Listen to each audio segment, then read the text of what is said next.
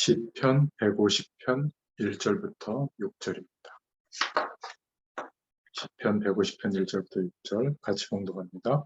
할렐루야, 그의 성소에서 하나님을 찬양하며 그의 권능의 궁창에서 그를 찬양할지어다.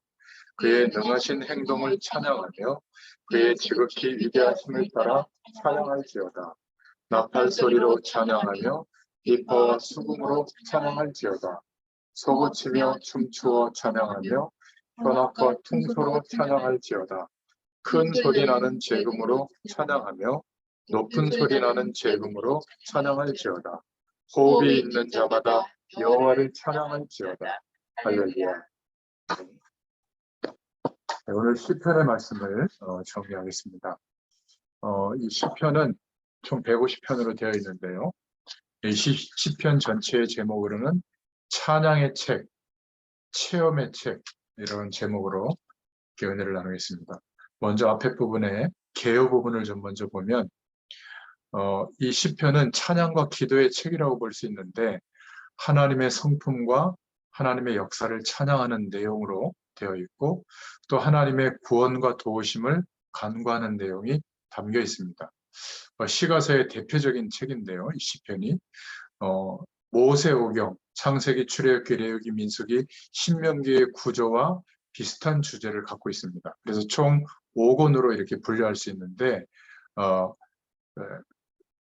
모세오경의 구조처럼 그렇게 되어져 있습니다. 결국 시편을 통해서 우리는 찬양과 기도를 드리는 중심을 갖게 되는데요. 율법서와 역사서를 통해서 주신 하나님의 은혜, 또 언약, 진리, 사랑과 공의, 구원과 심판, 주권적 섭리에 대한 성도들의 고백이고 찬양이고 실제 삶에서 경험되어진, 체험되어진 그 은혜를 고백한 기도의 모음집이라고 볼 수 있습니다. 신약 성경의 서신서들이 하나님의 말씀인 동시에 사복음서와 사도행전에 대한 당대 성도들의 신앙 고백인 것 같은 맥락으로 볼 수 있습니다. 이 제목으로 좀 살펴보면 원래 이 시편의 히브리 성경의 제목은 세페르 테힐림, 찬양들의 책이라는 이름이었고요. 이것을 헬라어로 번역하면서 풋살모이, 현악기에 맞춰 부르는 노래들 이렇게 이름이 번역되어졌습니다. 이 풋살모이는 제가 찾아보니까 미즈모르, 헬라어의 복수형으로 이 미즈모르라고 하는 단어는 시편에서 총 57회나 사용된 단어입니다. 영어 성경에 시편을 나타내는 그 단어가 있죠. 그리고 우리 개역 성경은 시의 편, 시편이라는 단어를 쓰잖아요. 다 헬라어의 제목, 풋살모이에서 유래되었다고 봅니다. 같은 의미죠. 이 시편 150편의 저자는 다윗이 약 73편 정도를 기록했다고 하고 다윗 시대의 헤만, 아삽, 여두둔 그 중에서 아삽이 12편, 그리고 고라 자손이 12편, 솔로몬이 2편, 또 모세가 1편, 헤만, 여두둔, 아삽 중에서 헤만이 1편, 예단이 1편, 나머지는 작자 미상인데 시편으로 이렇게 모아진 내용입니다. 주로 다양한 음악 용어들이 포함되어 있는 개인적으로 예배할 때, 또 성전이나 회당에서, 가정에서 공예배를 드릴 때 노래로 불린 기도와 시로 이렇게 알려지고 있습니다. 그래서 기록연대는 시편 90편의 모세가 기록한 시편의 내용부터 시편 126편의 포로 후기까지 합치면 약 1000년 동안의 시간을 합쳐서 거기에서 추려진 시편의 내용이 성경에 들어왔다. 이렇게 보시면 됩니다. 그러니까 주로 다윗의 고백이 중심으로 이렇게 많이 기록되어져 있죠. 시편에 기록된 대다수의 시는 배경으로 보면 예루살렘이나 팔레스틴 땅에서 기록된 것으로 추정되는데 모세가 부른 시편 90편 그리고 남유다 왕국 멸망 후에 바벨론 포로로 끌려간 익명의 시인이 부른 시편 137편 등 몇몇의 시편들은 가나안 땅 밖에서 이방 지역에서 기록된 내용들입니다. 시편에 나타난 하나님의 섭리는 과거의 역사적 교훈과 현재의 신앙 그런 고백뿐만이 아니라 미래의 예언적 의미도 선포되어지고 있는데 주로 메시아에 대한 예언을 담고 있는 메시아 사상이 담겨 있는 시편들이 다수 포함되어져 있습니다. 그래서 누가복음 22장 44절에서 45절에 보면 부활의 주님이 제자들을 만나서 시편에 당신에 대해서 기록된 것을 깨닫게 하시는 그런 내용이 나오는 것을 볼 수 있습니다. 시편에 나타난 하나님의 섭리는 성경 66권 전체에 두루 계시되고 있는 내용이라고 보면 되겠습니다. 오늘날 우리가 드리는 참된 예배의 내용이 시편에 많이 고백되어져 있죠. 그래서 예수님도 그랬고 많은 신약 성경을 기록했던 기자들이 시편을 가장 많이 인용했습니다. 그래서 혹자는 그리스의 문명을 모두 쌓아도 시편 한 곳만 못하다 이렇게 시편을 극찬하기도 했습니다. 그래서 내용을 좀 구성을 보면 한 5권으로 구성되어져 있는데 1편부터 41편까지 선악을 판단하시는 창조주에 대한 고백이 나와 있고요. 또 2권 42편부터 72편까지는 악인에게서 보호하고 구원하시는 축복에 대해서 고백하고 있습니다. 출애굽기의 내용이라도 볼 수 있는데 3권은 73편부터 89편까지 시온의 성소에서 예배드리는 중심으로 고백한 내용입니다. 또 4권은 90편부터 106편까지인데 이스라엘과 동행하시는 주님에 대해서, 마지막 5권 107편부터 150편까지는 완전하신 하나님의 언약, 말씀을 찬양하는 그 중심으로 고백된 내용입니다. 좀 간단하게 개요 부분을 봤습니다. 자, 그렇다면 우리가 이 시편 150편은 좀 길어서 다 소개할 수가 없어서 주로 다윗을 중심으로 고백했던 시편의 내용을 통해서 이렇게 인도받고 있습니다. 오늘 말씀을 정리하도록 하겠습니다. 그래서 시편은 찬양의 책, 체험의 책이라고 하는데 먼저 좀 우리가 서론으로 생각해 볼 것은 하나님의 말씀을 듣고 예배도 드리고 하나님의 뜻대로 살려고 하는데 왜 잘 안 될까요? 이 부분에 대해서 우리가 분명한 이유를 알아야 돼요. 그것은 하나님께서 우리와 성령으로 함께 하시는데 어디에 함께 하시죠? 다 함께 하시지만 주로 우리의 생각, 우리의 마음, 우리의 영혼 이게 포함되어 있는 뇌의 어떤 작용이 일어나는 잠재의식과 무의식과 영혼 속에 성령이 거하시는 뭐라고 그럴까요? 거점? 성령이 정말 우리 안에 거하시는 이 내용이 있어야 되거든요. 그러니까 뭐 복음의 뿌리가 내려졌다, 말씀의 뿌리가 내려졌다 이렇게 표현하기도 하고 뭔가 살아계신 하나님이 내 안에, 내 인생 안에 함께 하시는 거점이 생겨야 돼요. 이게 안 생기면 예배도 드리고 말씀대로 살려고 하는데 안 되는 거예요. 그리고 아무리 염려를 안 하려고 해도 염려는 그냥 본능적으로 나와요. 하나님이 인도하신다는데 뭐 그렇게 걱정해요. 근데 걱정이 돼요.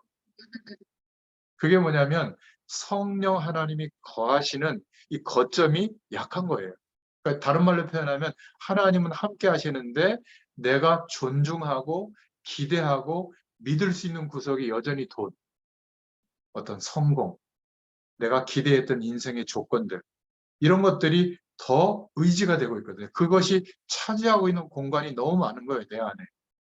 그게 나쁘다는 것이 아니라 그래서 성경적인 전도운동의 핵심이 뭐냐면 말씀운동이에요. 성경 공부가 아니라 이 놀라운 하나님께서 성령으로 우리와 함께 하시는 이 내용이 실제가 되도록 계속 말씀 속에 세워져 가는 겁니다. 그러다 보면 어느 날 정말 우리의 심령 안에 성령께서 거하시는 것이 실제가 되거든요. 이게 믿어지고 동행하게 돼요. 만약에 이 부분이 안 되면 기도에 힘이 없어요. 그냥 하소연하는 거지. 요즘 망대를 세워라. 기도에 망대를 갖게 된다는 것은 내가 머무는 현장, 내 삶에 성령께서 거하시는 뭐라고 표현해야 될까요? 이게 좌소라는 표현을 쓰는데 신학적으로는 우리 안에 정말 거하시는 상태가 될 때 기도 행위를 많이 했기 때문에 기도의 힘이 나타나는 게 아니라 성령께서 내 안에서 내 삶 가운데 역사하시는 망대가 돼요. 그러니까 기도의 능력이 나타나기 시작하죠. 그러면 내 생각, 마음, 영혼, 뇌 안에 성령께서 거하셔요. 자, 이것이 안 되면 자꾸 혼란이 오는 겁니다. 말씀을 들어도 확신이 없으니까 어떻게 되죠? 더 집착하거나 메시지 듣는 거에 집착하거나 아니면 형식적으로 듣게 되는 겁니다. 대다수의 오래된 신자들의 특징이 뭐 아는 내용이고 뭐 아멘이죠. 근데 성령께서 거하시는 내용이 없기 때문에 그 뭐라 그럴까요? 그 거소가 없기 때문에 이 말씀이 내 안에 없는 거예요. 그냥 듣고 흘려가 버리는 거죠. 근데 뭐는 있죠?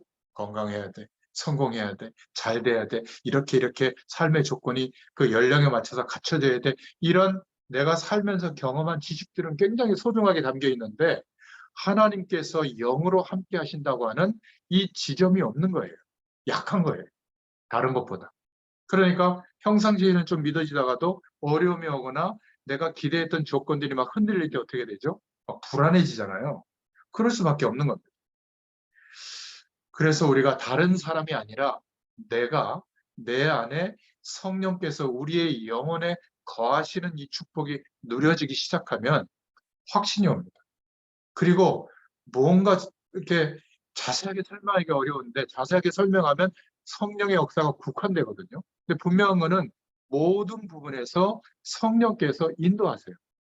성령이 거하시는 뭐라 그럴까 공간, 거하시는 이 축복이 내게 실제가 안 되면 성령의 인도가 뭔지 헷갈려요. 자꾸 사람들의 말을 기울이고 정보에 떠다니는 정보에 귀를 기울이고 마음이 막 움직이죠.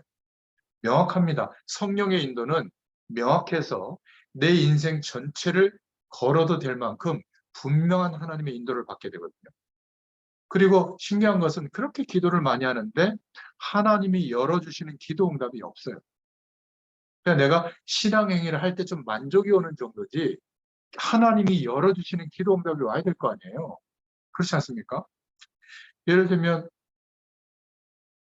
저는 우리 가족 얘기밖에 못하니까 다른 사람 얘기라면 또 짐작하고 문제가 될 수 있으니까 우리 둘째가 그 막 아르바이트 막 토요일 주일날 하고 또 월요일부터 수요일까지는 수업 막 알차게 듣고 또 목금 또 아르바이트 하고 편의점에서 그러다가 지난 토요일 밤에는 또 야간 땜빵 해주느라고 밤을 딱 새서 주일날 아침에 왔다가 주일날 가서 반주하고 연습하고 또 와서 저녁에 또 알바 가고 얼마나 힘들겠어요.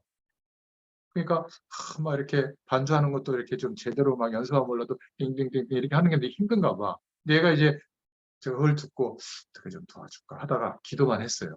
근데 하나님이 어떻게 역사한 줄 알아요? 토요일 주일날 하는 알바를 그만둔 게 한 40만 원 가까이 생기는데 그거를 포기하고 자기는 찬양하면서 찬양대를 제대로 헌신하고 싶은데 자꾸 알바 시간에 쫓기니까 마음이 불편했던가 봐요. 그래서 아예 그 점장한테 얘기를 해가지고 토요일 주일날 이러이러해서 제가 좀 계속 힘드니까 뭐 이렇게 급한 일이 있을 때는 제가 가서 도와드릴 텐데 3년간 했거든요. 거기서. 그러니까 주인도 좋게 얘기해가지고 사람 구해질 때까지만 해줘라. 이래가지고 결정을 했더라고요. 하라고 그래도 그렇게 못합니다. 근데 자기가 뭔가 주일날 이렇게 찬양대 뭐 반주자로서 뭔가 하나님 앞에 이 중심이 좀 제대로 들어져야 될 것 같아서 그 중요한 그 애들 그 돈 3, 40만 원 큽니다. 그거를 포기할 결정을 했더라고요. 성령의 인도 받는 거예요. 저에게는 그런 게 기도 응답이지. 어떻게 뭐 하라고 그럴 수는 없잖아요. 그러면 오히려 반감 살 텐데. 그러니까 우리 안에 성령께서 거하시는 그 시점부터 이게 실제가 되면요. 하나님이 주시는 기도 응답이 매일 있어요. 어떻게 하나님 안 바라보겠습니까? 그리고 별로 우리에게 부딪히지 않았던 구원받은 내용, 그리스도로 말미암아 우리를 멸망받을 상태에서 구원해 주신 그 내용이 계속 부딪혀옵니다. 모든 삶에서. 그러니까 영적으로 약한 상태가 됐을 때 우리가 뭐를 따라 인도받아야 될지 어떤 결정을 해야 될지 이게 구분이 잘 안 되는데 영적으로 하나님 주신 은혜와 힘이 계속 공급이 되니까 구분이 명확하게 돼요. 복음과 전도에 유익한다면 하고 그렇지 않다면 내게 이익이 되든 손해가 되든 그것을 따라가지 않을 수 있는 결정을 하게 되거든요. 그러다 보니까 그런 하루하루가 합쳐질 때 1년, 5년, 10년 저희들은 벌써 한 20몇 년 지났잖아요. 이렇게 합쳐져서 인생을 보면 결과가 달라져 있는. 그러니까 우리의 형편이 나아졌다, 좋아졌다, 제가 이걸 말하는 게 아니라 하나님을 믿게 돼요. 그리고 하나님과 동행하는 축복이 무엇인지를 알게 되고 이것을 나와 함께하는 사람들 중에 뭔가 인생의 문제나 힘든 얘기를 했을 때 그것에 대한 답을 줄 수 있는 이야기를 해줄 수 있게 돼요. 막 구원의 길을 위해서 막 설명하는 게 아니라 저는 하나님이 함께 하시는데 이런 희한한 얘기를 해요. 다 죽게 되는데 괜찮다고 얘기할 수 있고 정말 이게 네가 하나님을 믿고 있다면 기회야. 하나님이 역사하고 있는데 이거를 정말 경험할 기회야. 그렇지 않겠습니까? 여러분, 그래서 그냥 지금 쓰는 이런 단어들, 기도의 망대가 아니라 우리가 이 축복을 우리의 삶 속에 누리잖아요. 초대교회 성도들에게 일어났던 각 집에서 머무는 현장마다 일어났던 부흥이 일어나요. 우리가 예배당에서는 이런 은혜를 좀 체험하는데 우리 각자의 삶의 영역에서 기도의 망대, 기도의 힘이 와야 되거든요. 하나님의 역사적인 힘. 이 축복을 누렸던 사람들이 고백했던 내용이 시편이에요. 한마디로 말하면. 다윗의 73편의 고백이거든요. 이 기도의 힘이 와야 전도자를 세울 수 있게 됩니다. 안 그러면요, 그냥 목회자는 목회자고 나는 나인 거예요. 그냥 뭐 반찬 남은 거 좀 싸주고 좀 뭐 이렇게 좀 가난한 것 같으니까 좀 약간 좀 차bil 맛이라고 도와주는 이 정도지 정말 전도자에게 필요한 게 뭔가 제일 필요한 게 뭔지 아세요? 기도예요. 기도. 저 같은 경우는 교회 전체가 저를 위해서 기도해 주질 않기 때문에 이렇게 말씀 운동 현장에서 저를 위해서 기도해 주는 게 얼마나 큰 힘이 되는지 몰라요. 저라고 유혹이 없겠습니까? 굴뚝 같아요. 막 맨날 와요. 유혹. 언제까지 그러고 있을래? 이런 얘기 누가 딱 하면 그래 내가 뭔가 편협하게 하나님의 은혜를 편협하게 붙잡고 이렇게 가고 있는 게 아닌가? 뭐 별다른 역사도 안 일어나는데 이렇게 마귀가 신먹으면요 굉장히 막 물고기 잡으러 가고 싶고 하루 종일 어디 가서 있다 오고 싶고 막 그래요. 근데 또 묵상하는 시간에 딱 들어가고 잘 인도받고 있는 거예요. 기도의 힘이 필요합니다. 여러분 이 기도의 힘이 있다면 237개 나라 구체적으로 세계 복음화할 수 있는 청사진이 보여져요. 내 인생을 통해서. 그리고 5천 미전도 종족이 아직도 남아있는데 그것만이 아니라 이 미전도 종족을 위해서 남겨진 우리의 삶을 어떻게 헌신하고 드릴 것인가. 여기에 대한 구체적인 계획이 발견이 됩니다. 그런 오늘이 사라지게 돼요. 아무것도 안 해도. 이 응답이 와야 되거든요. 그렇지 않으면 그냥 성경적인 내용을 지식적으로만 쌓아가는 겁니다. 성령이 거하시는 그 내용이 없으면, 그 부분이 없으면 지식은 있는데 더 계산하게 되고, 더 판단하게 되고, 이렇게 돼요. 그런데 성령이 거하시게 되면 하나님의 말씀을 묵상할 때마다 시공간을 초월하시는 하나님의 능력이 정말 우리의 삶 속에 나타납니다. 그래야 세계복음을 할 수 있지 않겠어요? 이 축복을 누리는 사람들이 기도할 때 어마어마한 일이 벌어지는 겁니다. 이들이 하나님 앞에 찬양할 때 찬양의 역사가 일어나는 거죠. 그래서 서론으로 몇 가지 좀 생각해 볼 것은 이 땅에, 이 세상에 우리가 살아갈 때 주로 의미가 우리에게 전달되는 것은 소리 또는 영상. 근데 영상도 그냥 화면만 보는 게 아니라 소리가 있잖아요. 그래서 회화적 요소로도 메시지가 전달이 되는데 예전에 철학과 사상이 살아있을 때는 그림을 보고 많은 것을 생각했어요. 근데 지금은 거기에 대한 지식이 없으면 그냥 그림은 그림일 뿐이에요. 내가 그려도 잘 그리겠다. 이런 그림이 맞을까요? 모든 이 세상의 정보는 소리를 통해서 들어오는데 여러분은 알고 계셔야 됩니다. 소리의 70%가 음악이에요. 그런데 그 음악이 소리와 내용과 합쳐져 가지고 폭발되는 내용이 우리에게 전달되는 거거든요. 그게 합쳐져서 이 시대의 문화가 되는 거예요. 좋은 거, 안 좋은 거, 또 수준 높은 거, 수준 안 높은 거, 뭐 이런 기준이 되기도 하거든요. 그래서 전 세계에 왜 문제가 일어나느냐? 사단의 전문사요. 자기가 담당했던 찬양을 가장 표현할 수 있는 음악이라고 하는 도구를 활용해서 살인할 때, 테러를 저지를 때, 강간할 때, 강도짓을 할 때, 절도할 때, 흉악한 범죄가 일어날 때 이 배경에 음악적 영향의 소리가 어마어마한 겁니다. 여러분 이제는 아이돌 문화가 완전히 대세죠. 7080 음악은 따로 뒷전에 물러나서 뭐 카페나 이런 데 가야만 하고요. 지금 공중파, 대중문화를 장악한 거는 하나님을 생각하고 바라볼 수 있는 음악은 거의 없어요. 미국에서 유일하게 한때 80년도에 시작됐던 컨템포러리 음악, 크리스찬의 음악, CCM이라고 하죠. 그런 것이 조금 남아있어요. 예배 음악으로. 근데 거의 다 대중들이 듣는 음악의 소리가 합쳐진 모든 문화는 하나님 없는 음악입니다. 그러니까 결과적으로는 뭐냐면 내가 중요하다. 사랑이 중요하다. 그리고 찰나적인 쾌락을 느낄 수 있는 굉장히 빠른 비트, 멜로디보다 비트를 즐기고 멜로디보다 굉장한 어떤 뭐라 그럴까요? 그 분위기를 즐기고 그러다 보니까 뭐가 지금 부각되냐면 그 음악을 표현하는 몸짓, 뭐라고 해요? 댄스. 근데 그 댄스의 그 내용들을 가만히 보세요. 굉장히 좀 현란하지 않습니까? 좋다 나쁘다를 떠나서 그것을 10대들이 보고 있으면 기분이 좋아지는 것 같아요. 그 배우의 역사는 뭔가 영이 들어옵니다. 이게 합쳐져서 그런 음악을 듣지 말라는 거가 아니라 알려줘야 돼요. 70%가량이 음악의 배경 속에서 뭔가 자라면서 하나님의 성령, 하나님께서 거하시는 내용은 없고 그런 문화 속에서 오는 쾌감, 어떤 만족, 거기에서 뭔가 이렇게 굉장히 변화하는 빠른 변화, 속도에서 느끼는 어떤 그런 내용들 이런 것들이 막 뿌리 내려져 가고 있거든요. 그러니까 패션쇼도 그냥 하면 안 보잖아요. 거기에 비트가 들어있는 내용을 가지고 워킹을 하고 표현하잖아요. 그죠? 모든 것이 소리와 합쳐지는데 그 소리의 베이스를 이루는 가장 통로가 음악이에요. 그러니까 대부분의 사람들이 자라면서 영적으로 다른 뿌리가 내려져서 담기는 겁니다. 가장 심각한 영혼까지 파고드는 음악의 소리는 클래식이에요. 그러니까 클래식 하는 사람들은 죽어도 안 바뀌어요.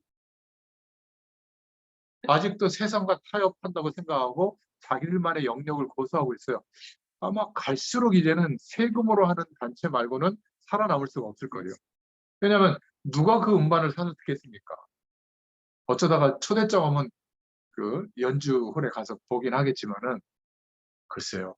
유럽도 거의 많지 않다고 생각하는데 아무튼 제가 드리려고 하는 얘기는 뭐냐면 이렇게 어마어마한 문제가 파고드는데 우리는 단순히 눈에 보이는 저거 우상이야. 저거 섬기면 안 돼. 이거 가지고는 못 막는 겁니다. 그래서 여러분들이 80년대, 70대 유행했던 그 스웨덴 그룹 아바 이 노래가 지금도 뮤지컬로 만들어지고 있고 전 세계에서 아직도 그 스트리밍 음악으로 굉장히 많이 들려져서요. 스웨덴의 어마어마한 산업, 그 자동차 산업의 대표적인 브랜드가 볼보잖아요. 볼보. 지금도 비싼데. 볼보의 1년 판매하는 자동차 판매대 액수보다 이 스웨덴 그 아바 그룹의 음원 스트리밍 서비스 금액이 아직도 크대요. 이 정도로 대단합니다. 전에도 한번 소개했지만 스포티파이라고 전 세계 음악 스트리밍하는 거기에 1억 5천만 명이 한 달에 10,000원씩 내고 들어요. 한 달에 10,000원씩 1억 5천만 명이면 얼마예요 도대체? 전 세계 음악을 들을 수 있도록 플랫폼을 만들어서 거기에 들어가면 마음껏 듣거든요. 그리고 그 알고리즘을 짜줘가지고 자기가 듣고 싶은 그 음악에 연결된 세계 음악을 다 열어줘요. 얼마나 이게 열리겠습니까? 문제는 그 영향을 계속 받고 있는 거죠. 그래서 우리가 정말 기도해야 되는 것은 전 세계에 대중적으로 많은 사람들이 쉽게 접하면서도 하나님을 바라볼 수 있고 영적으로 그 체험을 할 수 있는 영향을 주는 복음의 문화를 만들어야 된다.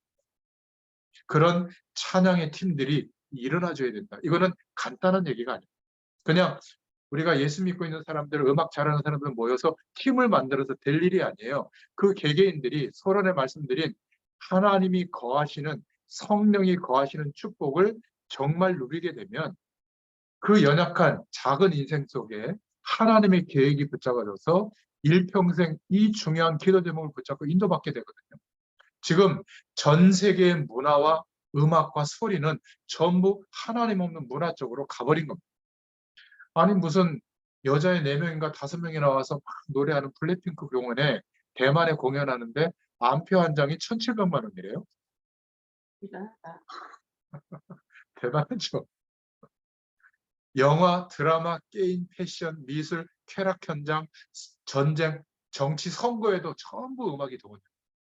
그런데 이 중요한 음악의 중요성을 알고 있어야 될 문화예술 분야에 종사하는 종사자들이 먹고 사는 중심으로 음악을 하니까 시달리는 거죠.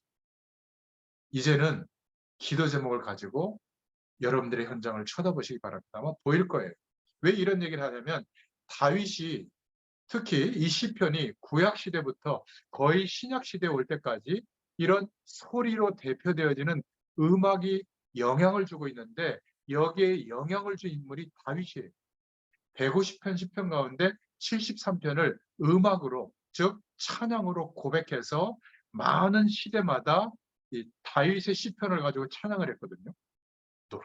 놀랍습니다. 그래서 클래식이나 모든 음악의 뿌리를 타고 올라가면 이런 다윗의 고백, 이런 시편의 고백이 흘러나와서 영향을 받은 그 배경이 있습니다. 지금은 우리 시대에 뭐가 없어졌냐면 하나님의 말씀을 기초로 한 대중적인 음악이 나올 수 없는 환경이 돼버린 거예요. 이 구조를 바꿔야 되는 거예요. 아가동산이라고 하는 이상한 세력들이 신나라 레코드라고 하는 플랫폼을 가지고 음악 이 스트리밍이나 음반 유통의 거의 40% 가까이를 차지하고 있거든요. 거기 통하지 않고는 음반 유통이 안 돼요. 근데 왜 우리는 이런 중요한 것들을 다 놓치고 있을까요? 저는 이거 기도하고 있거든요. 하나님이 역사해달라고. 이런 플랫폼들을 만들 수 있게 해달라고. 여기에 관련된 하나님의 약속을 붙잡고 사람들이 일어나도록 기도하고 있거든요. 다윗 한 사람 때문에 그 이후에 어마어마한 영향력이 나타나는 겁니다. 다윗처럼 모든 대중을 움직일 만한 이런 찬양의 중요한 답을 가진 하나님이 거하시는 성령의 역사를 체험한 체험의 책을 만들 만한 이런 작품을 만들 만한 인물이 아직 안 나온 거예요. 우리가 시편을 묵상하면서 통독할 때 기회입니다. 하나님 앞에 기도해 보시길 바랍니다. 먼저 복음을 받은 복음 1세대들이 이 기회를 놓치지 말아야 될 줄로 믿습니다. 태영아, 또 유치부, 초등부까지는 이런 성령이 거하시는 하나님의 은혜를 말씀을 묵상하면서 깨닫게 되는데 어쨌든 부모의 영향을 가장 많이 받아요. 부모가 이 축복을 누리지 못하고 있으면 뭐가 전달되죠? 그따위로 공부해서 되겠냐? 돈 없으면 망한다. 최선을 다하고 성실하게 노력하자면 안 된다. 좋은 얘기인데 하나님의 가장 중요한 축복은 전달이 안 돼요. 다행히도 저는 어린 시절에 문학의 밤이라든지 또 수련회라든지 이런 문화가 있었어요. 거기에 가면 뭔가 뜨겁게 하나님을 찬양하고 기도하다가 하나님을 경험하는 영적 체험이 있었거든요. 그리고 그 중에 몇몇 분의 교사나 몇몇 분의 전사님들이 뜨거운 마음으로 청소년들을 사랑해서 복음을 전달해주는 사역자들이 있었어요. 저희들이 자랄 때. 저는 그런 경험이 있어서 하나님이 살아계시구나, 나와 함께 하시구나 좀 약했지만 그런 거점이 있다 보니까 결정적으로 완전히 망할 수 있는 시간에 안 망한 거예요. 그 성령의 음성을 듣게 되고 그 결정을 따라 인도받을 수가 있었던 겁니다. 그런데 대부분의 지금 아이들이 교회 안에서 자라면서 하나님께서 성령으로 거하시는 내 안에 함께 하시는 이 축복을 실제로 체험하고 누리는 그 내용이 스스로 그 응답을 경험하는 시간이 거의 없다고 봅니다. 그러면 뭐가 뿌리 내려져 있겠어요? 그것을 따라가다 보면 어느 날 합쳐져서 영적 문제가 옵니다. 다른 애들은 그냥 지나가는데 시달리게 되는 거죠. 그것도 부모님이 제시하는 또 선배들이 제시하는 그것과 안 맞아서 직장에 가면요. 어른이 돼가지고 직장에 가면 그 직장의 문화가 있거든요. 그 팀의 문화가 있어요. 이 사람들을 변화시킬 만한 영적인 힘이 없으면 말단으로 들어갔는데 말 안 듣고 되겠어요? 같이 사고치고 헤매는데 같이 가야죠. 회식하는데 다 술 먹는데 저는 예수 믿기 때문에 안 돼요. 할 수 있을까요?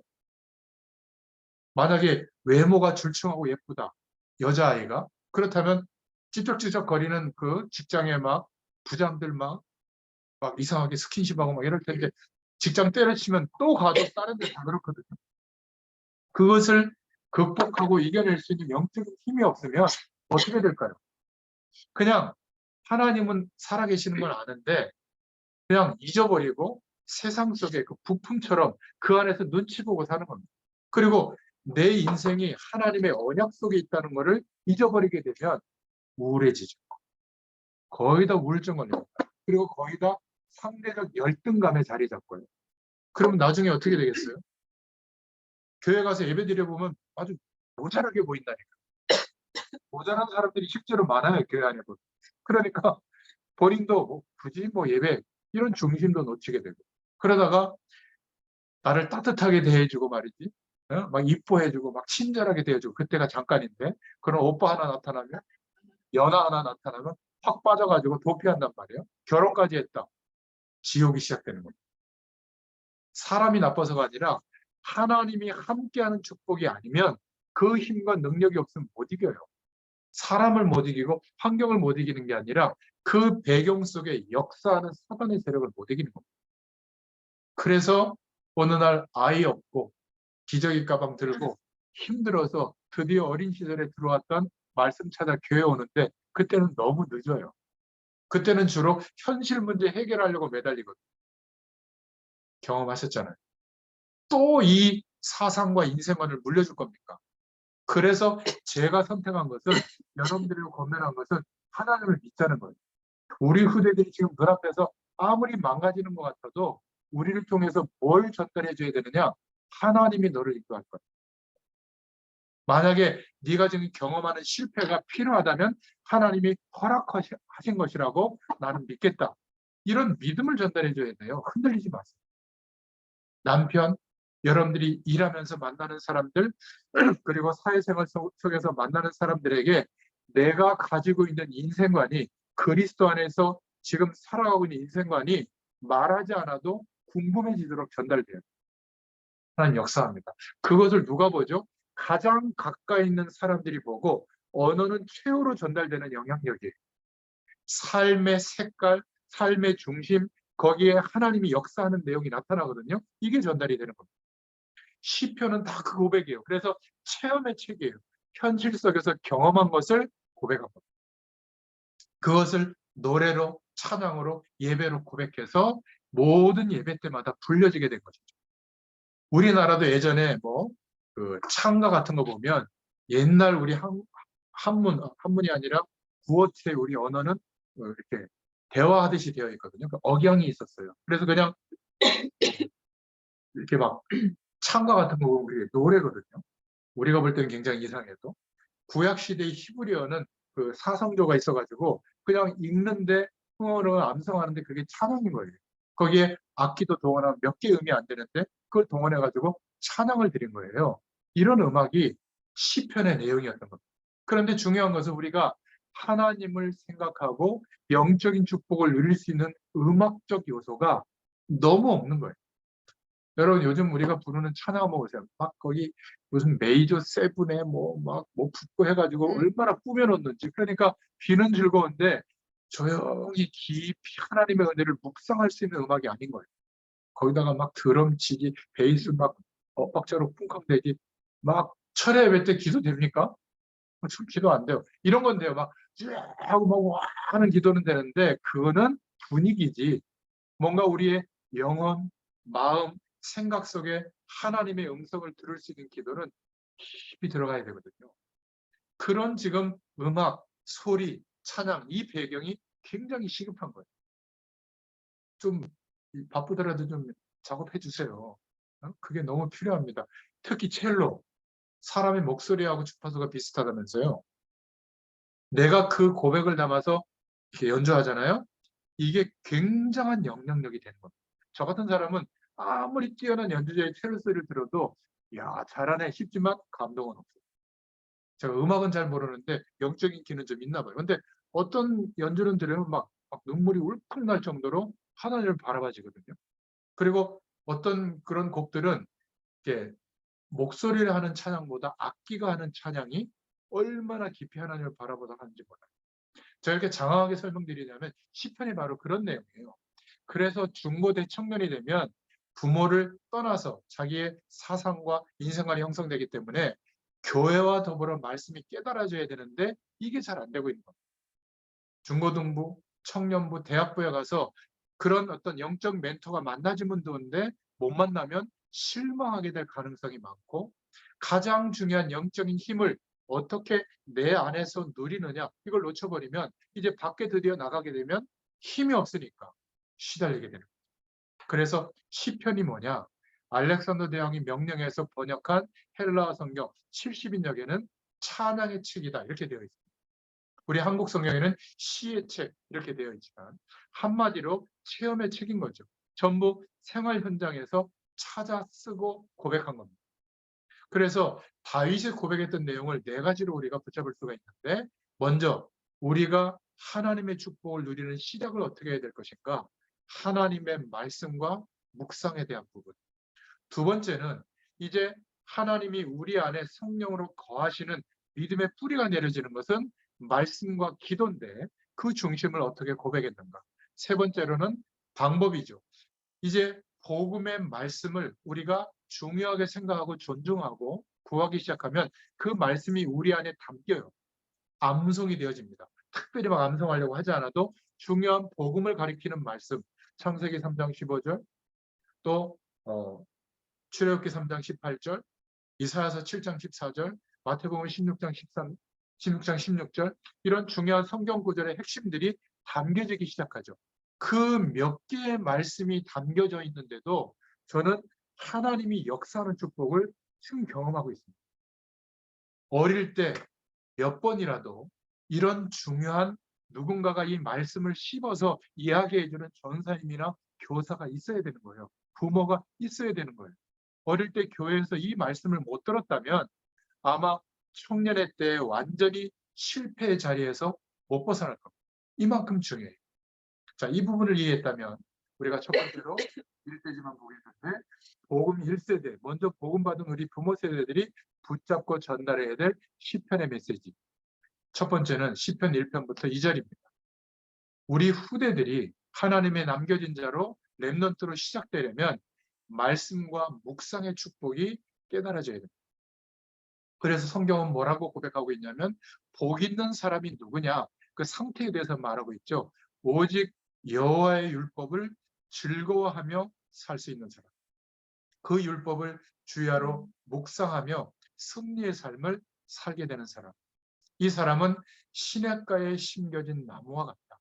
늘 물이 공급되는 것처럼 하나님의 은혜가 공급되어집니다. 여러분, 이 축복이 우리 다음 세대에게 전달이 안 되면, 그냥 말씀이 아니라 복음의 언약이 전달이 안 되면, 왜 우리가 살고 있는지 삶의 이유가 전달이 안 되면 큰일 나요. 재앙이 완전히 창궐하게 됩니다. 우리 부모된 세대가 먼저 묵상할 수 있도록, 그래서 이 묵상의 축복을 자연스럽게 도와주도록. 여러분, 아이가 눈을 깼는데 부모가 묵상하고 있다. 그것도 매일. 다행히 저는 마루에서 지내는데 문 열고 나오면 내가 있잖아요. 물론 뒤통수를 보겠지만 묵상하고 있거든요. 화장실 갔다가. 이걸 계속 보게 되면 어떻게 될까요? 묵상하라 이게 아니라, 아, 저게 참 중요하구나. 본받게 돼요. 그리고 자기도 나름대로 인도받기 시작합니다. 하나님의 때가. 우리부터 묵상의 비밀과 하나님의 축복, 그래서 성령이 우리 안에 거하시는 게 뭔지를 전달할 수 있기를 축원드립니다. 그런데 복이 없는 사람은 어떻죠? 하나님 없이도 살만하다라는 가능성을 두고 최선을 다하는 그런 사람들과 늘 함께해야만 의식주가 해결되는 사람, 복이 없는 거예요. 세상을 거절하라 이 말이 아니라 그들과 함께하지만 나는 다른 기준으로 사는 거예요. 하나님이 주신 힘과 은혜와 능력과 말씀의 언약 때문에 사는데 그들과 똑같이 경쟁해야만. 그래서 시험을 보고 취직하고 일하고 월급 받은 것을 사는 이것으로만 살면 한계가 오는 겁니다. 오히려 자괴감이 들죠. 부모 잘 만난 저 불신자들은 그냥 일 안 해도 저렇게 먹고 노는데, 이런 생각이 오면 일도 하기 싫죠. 그런데 내가 아르바이트하고 하는 이 일이 하나님께서 허락한 일이라고 생각되어지면 이 속에 세계복음을 향하여 나갈 수 있는 길이 있는 거예요. 우리 애들은 그 알바한 돈을 가지고 생활도 하고 헌금도 하고, 이번에 교회 가서 뭐 30유로인가? 그럼 얼마예요? 4만 원. 우리 같으면 만화의 10유로 하지 않겠어요? 얘네들은 헌금하는 거에 대해서 그렇게 개념이 없어요. 있으면 중심을 갖고 드리거든요. 그러니까 드리는 물질도 자기가 없고 이러면서 뭘 배웠냐면 세상이 이렇구나. 그리고 돈이라는 것은 중요하구나. 그런데 여기에 매이면 안 되겠구나. 이런 것들을 다 배우고 있거든요. 물론 부모가 좀 풍족해서 도와줘도 됩니다. 그런데 어렵지만 자기가 도전하면서 그런 것들을 만약에 하나님의 은혜 속에서 깨닫잖아요. 큰 물질이 자기에게 얻어져도 그것을 움직일 수 있는 규모가 형성되는 겁니다. 꼭 나쁜 것만은 아니더라고요. 그런데 늘 죄인의 길에서 살아야 밥 먹는다. 이게 복 없는 사람. 늘 경쟁에서 이기려고 수단과 방법을 안 가린다. 그래서 나중에 성공한 사람이 오만한 자리에 앉아서 남들을 평가하고 있다. 그래서 생을 마감한다. 그게 복이 없는 사람입니다. 여러분, 내가 사는 이유가 후대들에게 전달될 수 있기를 바랍니다. 그러면 아무도 바꿀 수 없는 결과가 오는데 복 있는 사람, 의인에게 오는 결과가 여기에 말씀에 나오잖아요. 시편 1편에 철따라 열매를 맺게 된다. 무성한 잎사귀를 얻게 되고 형통케 되고 6절에는 여호와의 인정을 받게 될 줄로 믿습니다. 복 없는 사람은 인생의 결과와도 그 결과가 바람에 나온 이 쌀 이렇게 알곡 타자고 난 겨와 바람에 날리는 겨와 같다. 심판을 받게 되고 의인의 회중에 들지 못하고 그 악인의 결국의 길은 망하는 길이 된다. 이만큼 하나님의 언약, 성령의 역사하심이 우리 안에 뿌리 내려지는 것이 중요해요. 모든 것을 좌우하게 됩니다. 저는 청소년기에 큐티라는 것을 했는데 그것만 해도 유익이 되더라고요. 이 시대에 지금 나에게 하나님이 이 말씀이 무슨 의미가 있지? 이렇게 했는데도 도움이 됐습니다. 솔직히 그런데도 신앙생활은 잘 안 됐거든요. 뭐 이런 거 저런 거 해도 뭐가 되는 게 없었습니다. 근데 어느 날 복음에 관련된 말씀이 부딪혀 오게 된 거예요. 처음으로. 그리고 그리스도라고 하는 하나님이 우리에게 깨닫게 하실 가장 핵심되는 이 내용이 부딪혀 온 겁니다. 그렇게도 관심이 없던 세상의 권세를 가지고 좌지우지하는 영적 세력, 사단이라는 존재가 부딪혀 왔어요. 이것을 이길 수 있는 권세도 우리에게 주셨구나. 이러면서요, 제가 현장에서 말씀을 심부름하는데 점점 맞는 거 있죠. 말씀이 맞는 거를 확인했어요. 무엇 때문에 예수님께서 성령 충만을 받으라고 했는지, 성령의 인도를 받으라고 했는지 이해가 되기 시작한 겁니다.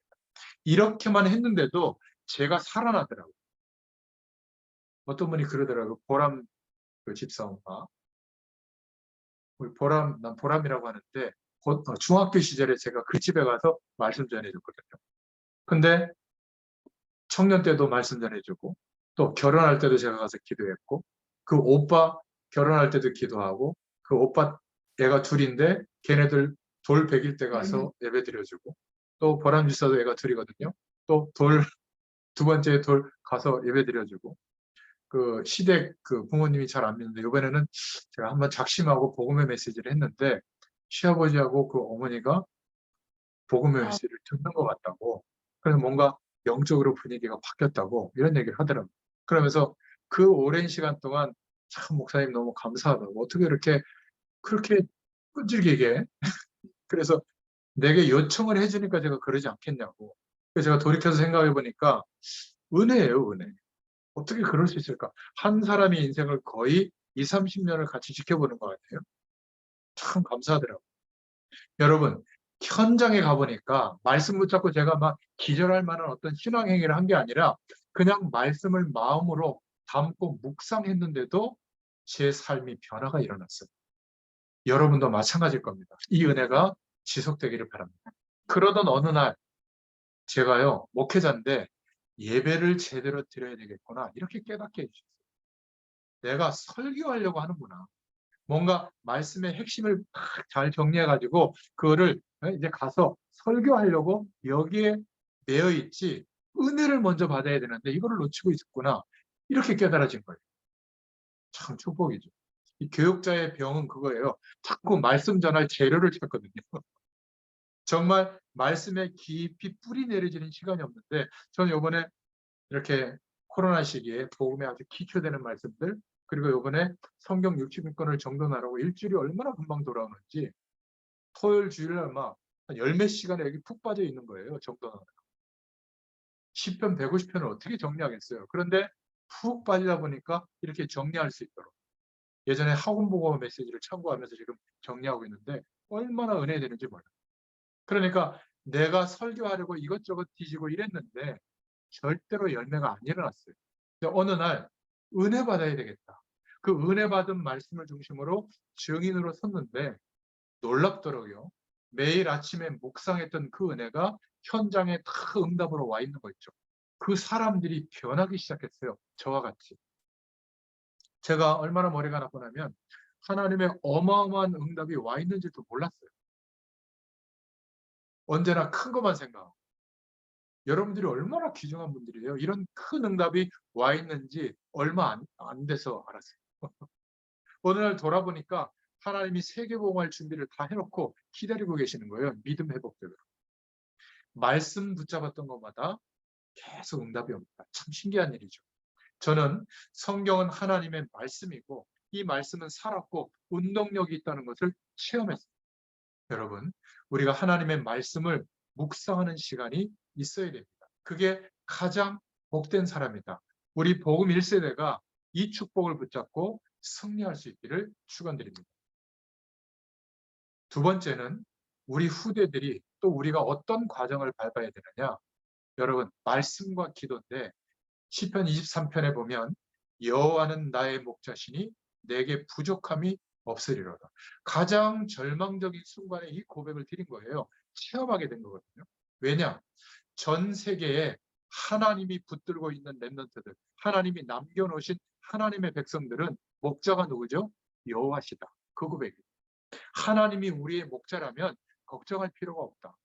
우리 후대들의, 우리 다음 세대의 언약 백성의 목자는 여호와시다. 내가 아니에요. 그거를 믿을 수 있기를 바랍니다. 그래서 염소와 이리떼와 양은 다르다고 말씀하고 있잖아요. 여호와는 양을 잘 알고 선한 곳으로 이끄시는 목자십니다. 그리고 목자는 양을 위해서 목숨을 건다라고 되어 있어요.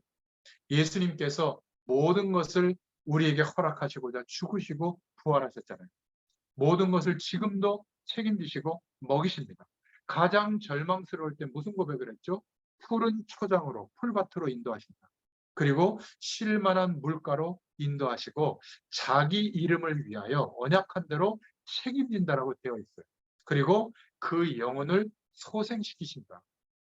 기억하세요. 우리 후대들, 다음 세대들, 렘넌트의 목자는 여호와시다. 저와 여러분의 목자는 여호와시다. 내가 아니에요. 기억하시길 바랍니다.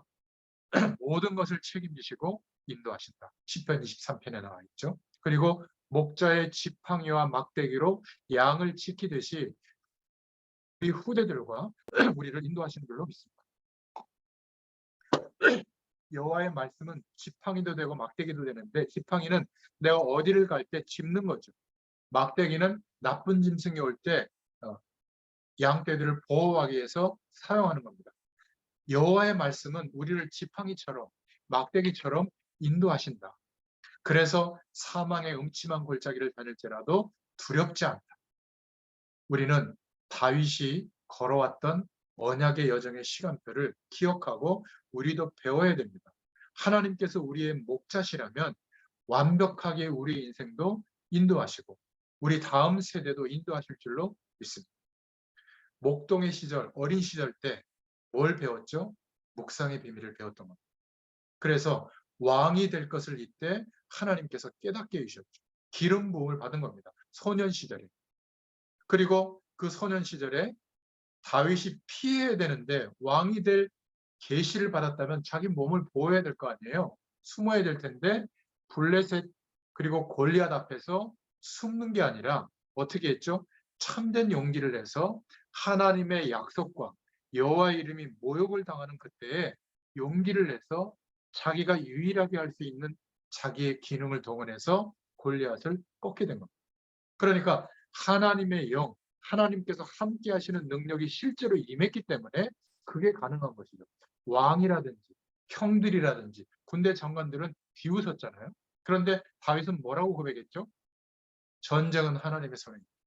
그리고 업신여기는 저 골리앗을 내 손에 붙이셨다. 이 확신을 가졌어요. 그 축복을 실제로 누렸던 것이죠. 청년 시절에는요, 사울 왕에게 쫓기는 완전히 핍박이 오기 시작했죠. 굉장히 많은 어려움이 왔어요. 그런데 신기한 것은 흔들리지 않았어요. 오히려 가장 중요한 영적 사실을 경험했고, 나를 인도하시는구나. 그리고 왕이 될 때 필요한 충신들을 이때 다 분별하고 얻게 된 겁니다. 하나님이 다 시키신 것이다. 이러면서요. 노년의 시기는 역대상 29장 1절부터 14절에 보면 하나님이 그 시대에 가장 중요하게 보시는 언약궤를 모시고 예배가 회복되도록 성전 건축을 할 수 있는 모든 준비를 하고 하나님 앞에 부름받은 겁니다. 꼭 기억하고 전달해 줘야 됩니다. 네가 말씀을 네 나름대로 한번 잘 깊이 생각해 봐라. 계속 매일 생각해 봐라. 그리고 그 깨닫게 하신 말씀을 붙잡고 한번 기도해 봐라. 이렇게만 해도요.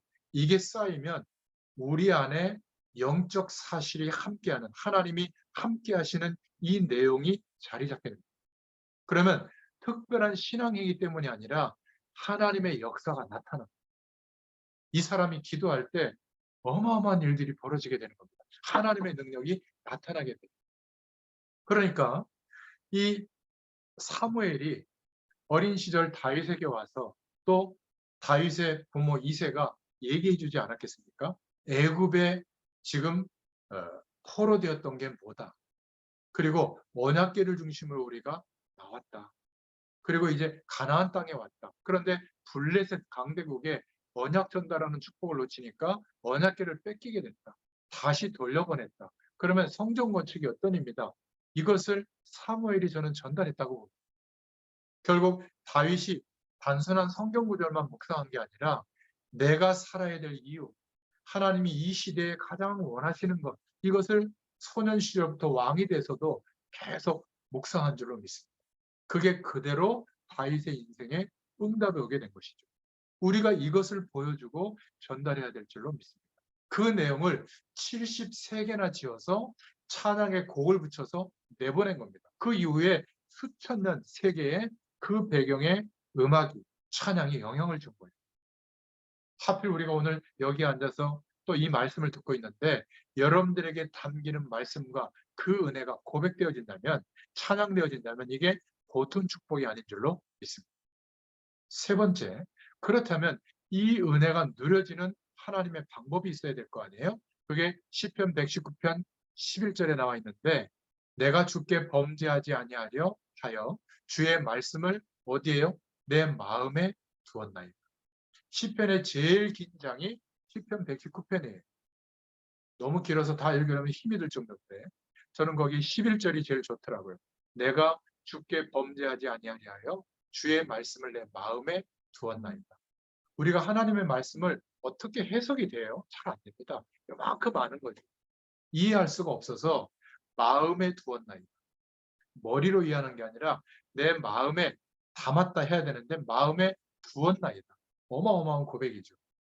우리 후대들을 성공시키려 한다면 아주 중요한 하나님의 언약의 말씀이 마음에 담도록 암송할 수 있도록 도와주시기 바랍니다. 성공한 신앙의 인물들, 다윗, 크로스비 여사 전부 마음에 담은 이 언약이 있었어요. 말씀이 있었어요. 그냥 암송시키지 말고 영적 의미, 복음의 의미를 설명해주고 한번 묵상하게 만들어 보세요. 먼저 복음받은 1세대 부모 세대가 선생님이 설명을 좀 해주는 거에 따라서 묵상이 되고 안 되고 그렇게 되는 겁니다. 하나님의 말씀을 암송할 때 모세가 모세오경을 기록했던 것처럼 그런 기적이 저희에게도 일어납니다. 그 말은 하나님의 언약을 다 외우고 있었다는 말이거든요. 구전됐던 것을. 다윗도 정말 하나님의 말씀을 암송했다는 증거가 시편의 73편을 자유자재로 기록하고 쓴 겁니다. 작품을 남겨놓은 거죠. 바울도 마찬가지고요. 시편 119편은 뭐라고 그럴까요? 176절이 22 곱하기 8로 답관체로 되어 있는데 쉽게 말하면 YMCA가 Young Men's Christian Association의 약자잖아요. 그렇게 약자로 이해할 수 있도록 22개의 약자 곱하기 8개로 되어 있거든요. 10편 119편이 암송하기 쉽게 기록되어진 내용이 시편이었어요. 그러니까 한마디로 말해서 하나님의 말씀이 그 의미를 이해하고 언약으로 붙잡아져서 우리의 심령 속에, 마음 속에 담겨져 있다면, 암송된다면 엄청난 치유와 변화가 일어납니다. 그리고 그 내용을 찬양할 때 치유하는 역사가 일어나고 하나님의 능력이 나타나죠. 우리의 삶 속에 말씀을 두면 어마어마한 응답이 일어나는데 바로 18절에 119편 18절에 눈이 열리고 25절에 영혼이 소송되고 31절에 우리가 당하는 수치를 모면하게 되고 66절에 지혜와 명철을 얻게 되고 76절에 인자하심으로 위안을 얻게 되고 92절에 멸망에서 건짐을 받게 되고 또 105절에 발의 등과 같이 비추시고 105절에 길이 빛과 같이 비춤을 하나님이 비춰주시는 은혜가 오게 된다. 저는 솔직히 성경을 그렇게 많이 알지는 못합니다. 그러나 간증할 게 하나 있다면 복음과 관련된 성경 말씀이 너무 은혜가 돼서 계속 전하고 붙잡고 하다 보니까 외워져 버렸거든요. 복음에 관한 성경 몇 개를 암송하고 있는데 엄청난 기적이 제 인생에 일어나고 있어요. 이 말씀이 얼마나 살아있는 말씀인가 하면 말씀 준비할 때도 그 속에서 답이 나오고 제 미래를 생각해 보면 답답하는 게 아니라 더 희망이 되고 하나님의 역사가 기대되고 있습니다. 얼마나 놀라운지 몰라요. 말씀과 암송에 대한 축복이 우리 후대들에게 전달될 수 있기를 축원드립니다. 마지막 네 번째로 그렇다면 저와 우리 다음 세대가 어떤 목표를 따라 인도받아야 될 것인가? 많은 목표가 있겠지만 전도예요. 하나님의 영광이 나타나는 삶, 그게 바로 찬양이거든요. 우리에게 최고의 삶이 있다면 어떤 삶이겠는가? 그게 시편 150편, 시편 전체의 결론이죠. 최고의 축복은 축복의 삶은 여호와의 영광이 나타나는 삶입니다. 저와 여러분을 통해서 우리 후대들, 그 다음 손주 손녀를 통해서 우리의 분야에 인턴십을 하는 제자들을 통해서 여호와의 영광이 드러난다면 이것보다 큰 축복이 없는 줄로 믿습니다. 먹고 마시든지 무엇을 하든지 여호와의 영광을 위해서 해라. 고린도전서 10장 31절에도 바울이 고백했죠. 시편 60편 1절 2절에도 우리에게 임한 여호와의 빛을 바라는 삶을 고백하고 있습니다. 주기도문에도 마태복음 6장 13절에 나라와 권세와 영광이 아버지께 영원히 있사옵나이다.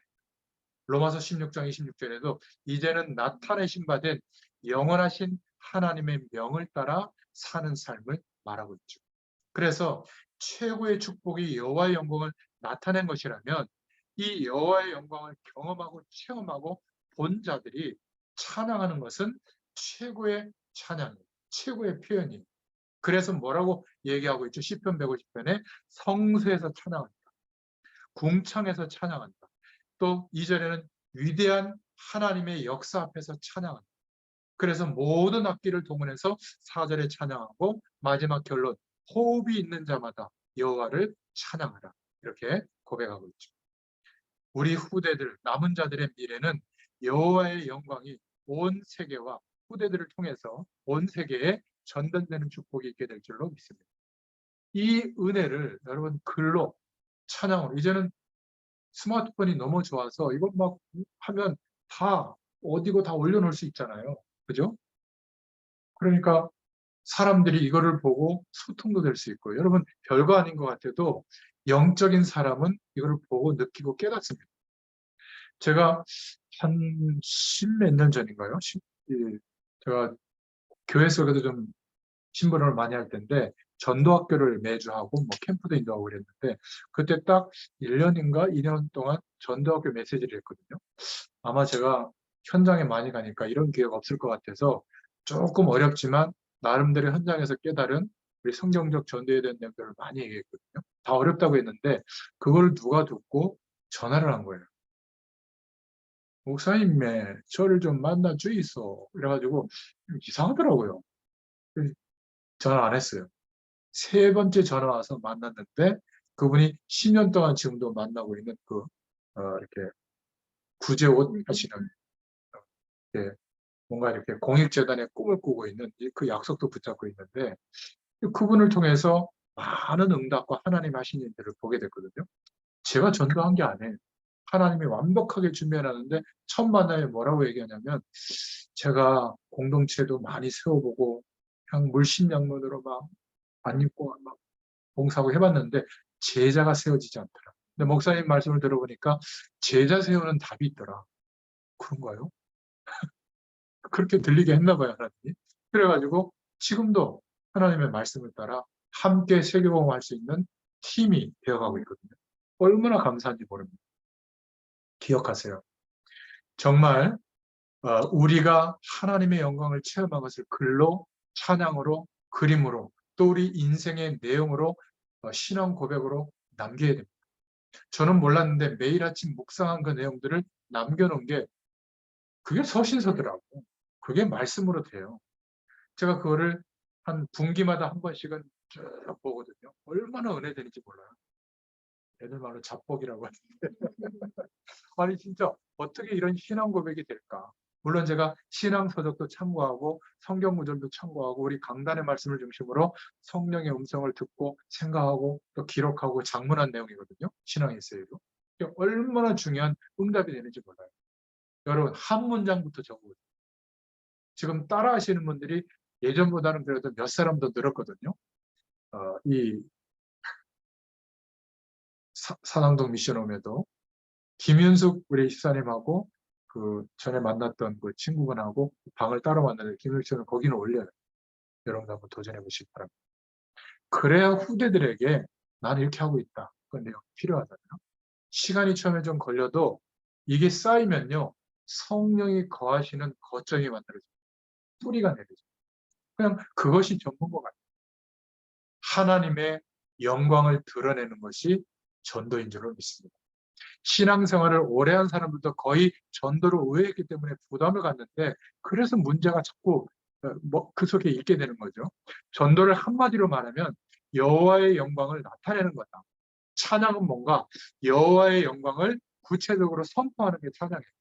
그것을 하나님의 영광을 본 자들이 노래하는 거거든요.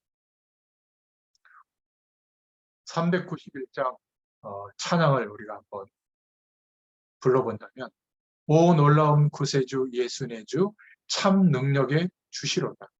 큰 바위 및 안전한 그곳으로 내 영혼을 숨기시네. 메마른 땅을 종일 걸어가도 나 피곤치 아니하며 저 위험한 곳 내가 이를 때면 큰 바위에 숨기시고 주 손으로 덮으시네.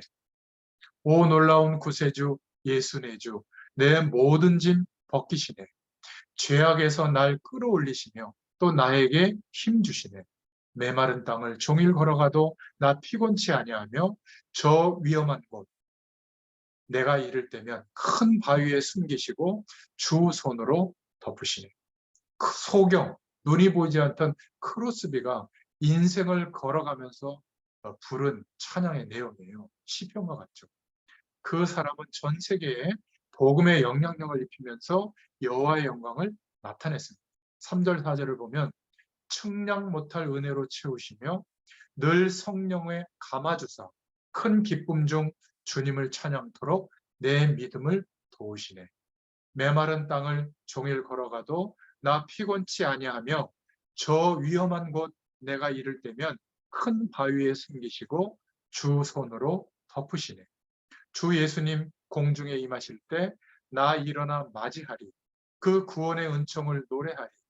저 천군과 천사 함께 메마른 땅을 종일 걸어가도 나 피곤치 아니하며 저 위험한 곳 내가 이를 때면 큰 바위에 숨기시고 주 손으로 덮으시네.